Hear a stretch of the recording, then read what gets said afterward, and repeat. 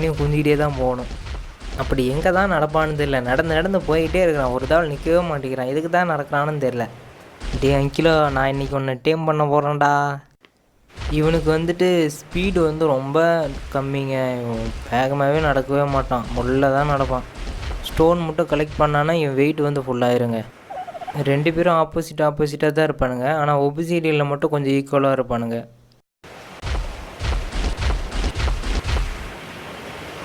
டேய் நில்லுடா, மூஞ்சா காட்டுறா. டேய் குமிஞ்சு பார்க்குறேன், போயிட்டே இருக்கியாடா. டேய் நான் மட்டும் பாவம் இல்லையா, எனக்கு முதுகு வலிக்காதா?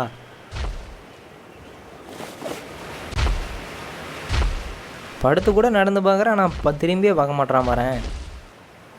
நடந்துக்கிட்டே இருக்கிறான். இவன் எழுத்து பவர் இன்க்ரீஸ் ஆகிடுச்சு. இனிமேட்டு டேம் பண்ணிட வேண்டியதாங்க. இது மாதிரி விலங்கு வந்து டேம் பண்ணும்போது வந்து ஸ்டோன் ஹீரோ வந்து பயன்படுத்தினா செத்து போயிடுவாங்க. ட்ராங்க் ஹீரோ தான் யூஸ் பண்ணணும். அது எப்படி யூஸ் பண்ணணுன்னா, இப்போது நம்ம வில்லம்பில் வந்து ஸ்டோன் ஹீரோ தான் இருக்குது. இப்போ ட்ராங்க் ஹீரோவை எப்படி ஏற்றணுன்னா, ட்ராங்க் ஹீரோவை வந்துட்டு ரொம்ப லாங் ப்ரெஸ் பண்ணி அப்படியே அழுத்தி பிடிச்சி இந்த பக்கம் தள்ளிட்டு வந்தோம்னா அப்படியே இதில் வந்து கன்வெர்ட் ஆகியிருக்குங்க. ஆனால் இது தெரியாமல் நிறைய பேர்த்து டேம் பண்ணுறேன்னு சொல்லி கொண்டுட்டோங்க. இவனுக்கு மயக்கமாகறதுனால எவ்வளோ இருக்குன்னு பார்க்கலாம். 1075 இருக்காங்க, போதும். இவன் ஹெல்த்துக்கு அதுக்கு கரெக்டாக இருக்குது. நம்ம பாட்டு கண்ணா பின்னா நம்ப விட வேண்டியதான். அவ்வளோதான், பட்டுருச்சு. இப்போ வேகமாக ஓடி வரான். அங்கே போய் ஒரு சுற்றிட்டு தான் வருவார். ஏன்னா இவருக்கு வந்து 16 டயர் இருக்குதுல்ல. இவனுக்குன்னு தனியாக சிக்ஸர்லாம் ரெடி பண்ண தேவையில்லைங்க. அப்படியே தனியாகவே காட்டிலே வச்சுட்டு இவனை வந்துட்டு டேம் பண்ணலாம். ஏன்னா அதிகமாக ஓடவும் மாட்டான், டக்குன்னு பிடிச்சிடலாம் இவனை. அவ்வளோதான், டேம் ஆயிடுவான்னு நினைக்கிறேன். அவ்வளோதான், திரும்பிட்டாங்க. இனிமேல் டேம் ஆயிடுவான்.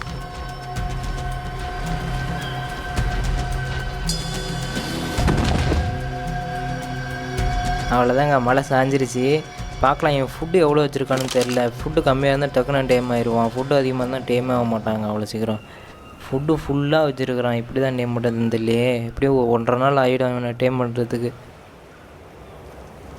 நம்ம பெட்ராவை வந்து கிம்பிள் இல்லாமல் வெறும் நான்வெஜ் வச்சே வந்து டேம் பண்ணிடலாங்க. எப்படியும் நார்கோட்டிக் கொடுத்துட்டு ஒரு 2 days வெயிட் பண்ணுங்க. வெயிட் பண்ணால் தான் ஃபுட்டு குறையும். அதுக்கப்புறம் கொடுத்தது தான் டக்குன்னு டேம் ஆவான். இவன் மயக்கமாக இருக்கான், எப்படி ஒரு 2 days இருப்பான். அதனால் இப்போதைக்கு என்ன பண்ணுறான்னா, செக்யூரிட்டி கார்டை வந்து கூட்டின்னு வந்துட வேண்டியதான். ஒரு 2 பேர்த்து அவன் பக்கத்தில் நிற்க வச்சுட்டு வந்துடலாங்க. அப்போ தான் அவனுக்கு சேஃப்டி. சப்போர்ட் டூத்தே 2 பேரும் அங்கே காவல் அழைக்க போகிறீங்களா?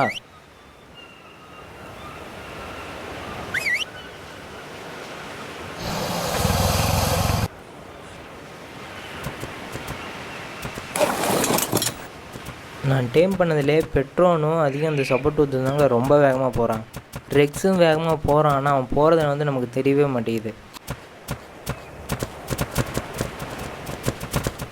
இப்போ அவனுக்கு 2 பேர்த்தையும் கூப்பிட்டு வந்தாச்சு. இங்கே நிற்க வச்சிடலாம். நம்ம டேம் பண்ண போகிற விலங்குக்கு வந்து ஃபுட்டு கம்மியாக இருந்தாங்க டக்குன்னு டேம் ஆகும். இல்லைன்னா டேமே ஆகாது அவ்வளோ சீக்கிரம்.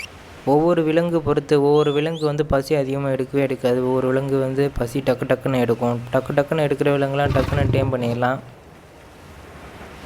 அதிகமாக கறி திங்கிற விலங்கு மட்டும் டக்குன்னு வந்துட்டு ஃபுட்டு வந்து கேட்காதுங்க. இப்போது ஃபுட்டு கம்மியாக தான் குறைஞ்சிருக்கு. அட்லீஸ்ட் ஒரு 3000 வந்தால் வச்சு தான் டக்குன்னு டேம் ஆகும். இப்போ போய் நான் வேகமாக போய் ஒரு நார்கோட்டிக் மட்டும் எடுத்துகிட்டு வந்துடுறேங்க. நார்கோட்டிக் இது ஒரு பெரிஸ் வந்துட்டு அந்த குண்டு பையன்ட்டே இருக்கும். இவன் வந்து பெரிஸ் தாங்க அதிகமாக சாப்பிடுவான்.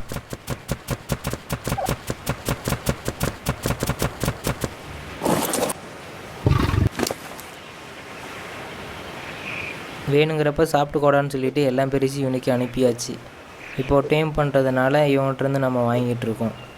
இப்போது அவன்கிட்டருந்து ஸ்டோன்லாம் கொண்டுட்டு போய் போட்டில் வச்சுட்டு அப்படியே டைம் ஆயிடுச்சுங்க. நைட் ஆயிடுச்சு. இன்னுமே வந்துட்டு இவனுக்கு ஃபுட்டு வந்து குறையவே இல்லை, கொஞ்சோண்டு தான் குறைஞ்சிருக்கு. இப்போ போய் நம்ம தூங்கிட்டு அப்புறம் நார்கோட்டிக் கொடுத்துட்டு வந்து மறுபடியும் வந்து டோப்பர் லெவலில் வந்து இன்னும் அதிகப்படுத்தலாங்க. இப்போ ஃபுட்டு வந்து கொஞ்சோண்டு கம்மியாக இருக்குதுங்க. அதனால் நார்கோட்டிக்லாம் எடுத்துக்கலாம். எடுத்துகிட்டு இவனுக்கு வந்து ஃபுட்டு கொடுக்கலாம். எவ்வளோ வேகத்தில் வந்து டேம் ஆகிறான்னு தெரில. ஏன்னா ஒரு 25% தான் வந்து சாப்பாடு கேட்குறான். டக்குன்னு இப்போ டேம் ஆகும். ஃபுட்டு கம்மியாக இருக்கிறதுனால டக்குன்னு வந்துட்டு போயிட்டுருக்கு டேமிங். இன்னும் ஒவ்வொரு 1.5% தான் ஏறிட்டுருக்கு. பார்க்கலாம் டேம் ஆயிடுவானா இல்லை இன்னும் டைம் எடுக்கிறானான்னு.